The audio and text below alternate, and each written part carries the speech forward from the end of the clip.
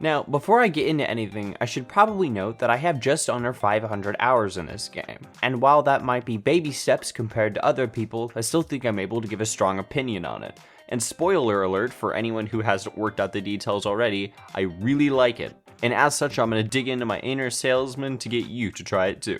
In addition to that, now is the best time to do this, as SAR is coming to consoles, so that means that there's going to be a bunch of nooblets who are clueless on how to play or not even know what the game is, so I'm here to change that. Which means I not only need to convince you that this game is in fact worth your time, I also need to show you how to play. So, without further ado, my name is Koji, and get ready to pick your super animal, dual-wield shotguns, and blast your way to the top of the food chain as I present to you Super Animal Royale.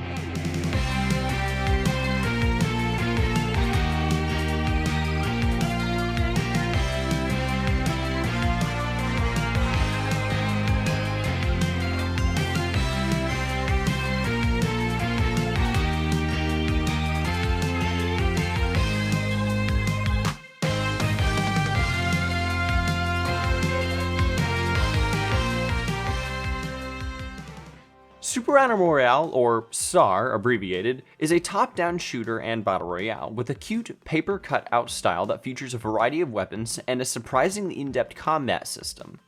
Being the first game made by Pixel and being produced by Modus Games, you are sure to enjoy this cute but deadly game.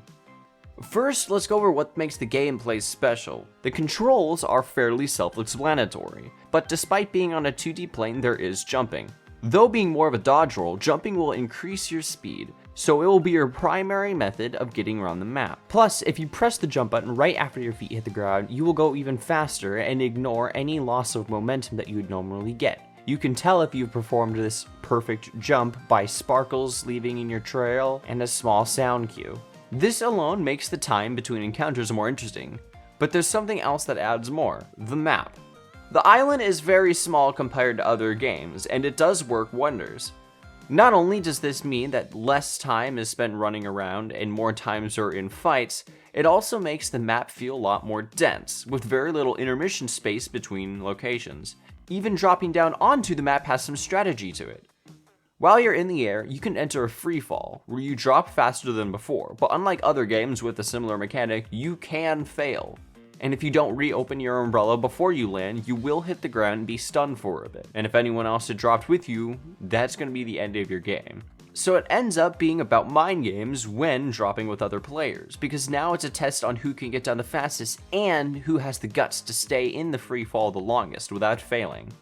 Plus, if this still wasn't enough for you, there are mounts and vehicles in the form of hamster balls and emus. Why emus? Because I'm pretty sure an ostrich is significantly less welcoming to look at. Hamster balls can roll around the island and then plow through enemies while ignoring armor, killing them almost 100% of the time if you're going full speed. And doing so isn't easy, as these have momentum and weight to them. Turning takes some time, and bumping into stuff will kill your speed. Hamster balls can also only take 3 shots before breaking.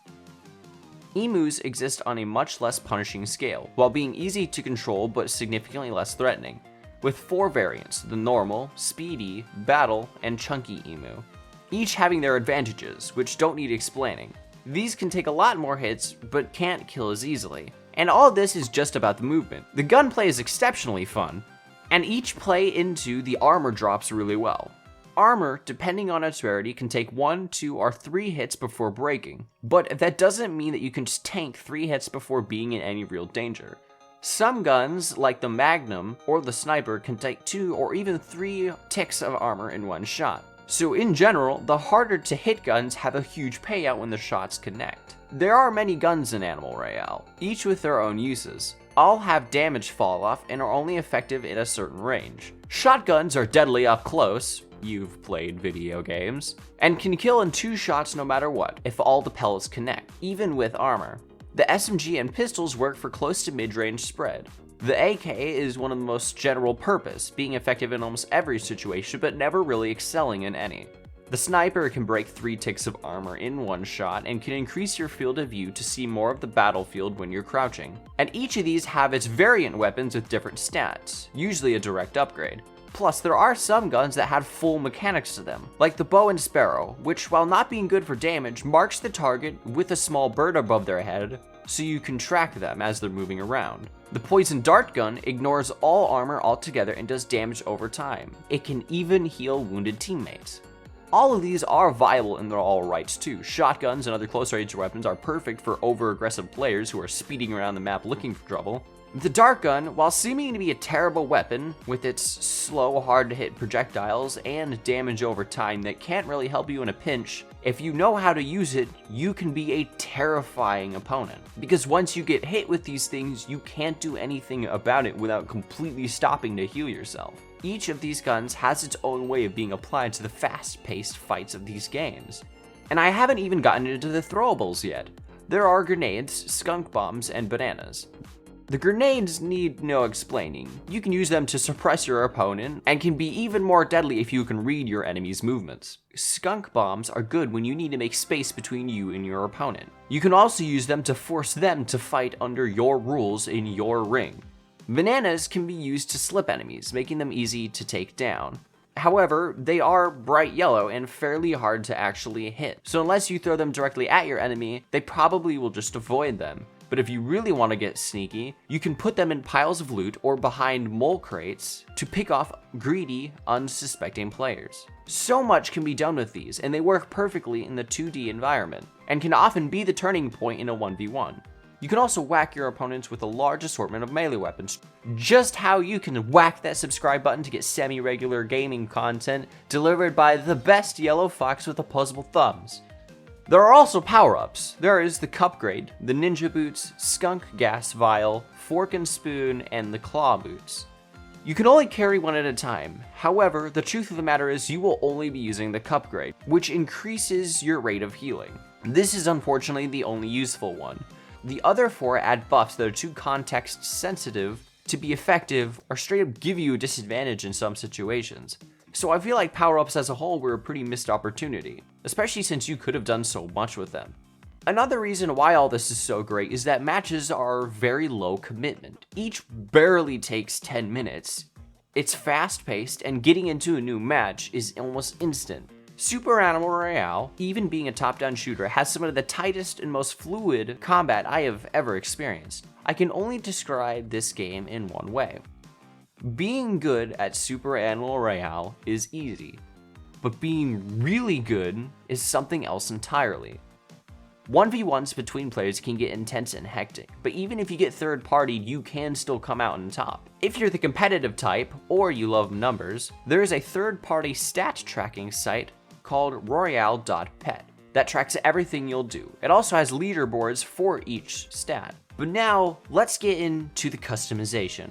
There are over 300 different breeds of animals, which you can get by getting DNA and super serum from matches and challenges. There is something here for everyone. But after you pick your animal, you get to play dress up. There are over hundreds of both paid and free cosmetics, both of extremely high quality. So don't think you'll only find good stuff in the paid shop. There's no limit to what you can make here. Want to become the US national anthem? You can do that. Want to be a surprisingly on-point cosplay of Peppa Pig? Well, as oddly specific as that request is, yes, you can do that too. Playing for free will still get you a bunch of high-quality stuff, so don't feel like you need to spend anything to look nice. So yeah, Super Animal Royale is pretty great. There are a few problems worth noting though. While weapons exist in their own niche and fill a role, the Tommy gun, Thomas gun, does not follow this. While others are good in one situation, the Thomas gun is good in every situation and is almost guaranteed a win if you can aim. My other issue is a lack of an official 1v1 mode. The combat can get really intense, and community run 1v1s are extremely chaotic and fun. Arguably even more fun than the Battle Royale, so I think it's a shame that they aren't implemented in a more mainstream way. Other than those small problems, Super Animal Royale is extremely fun. Its tight combat, community, and massive customization make it a joy to play even 500 hours in. So if you haven't already, you should definitely give it a try. Thank you all so much for watching. A special thanks to Steak Shake and Claw Scratch for doing some of the artwork for this channel. Links to their Twitter will be in the description. If you all enjoyed, do me a favor and hit that like and subscribe button, and I will see you all on the next video.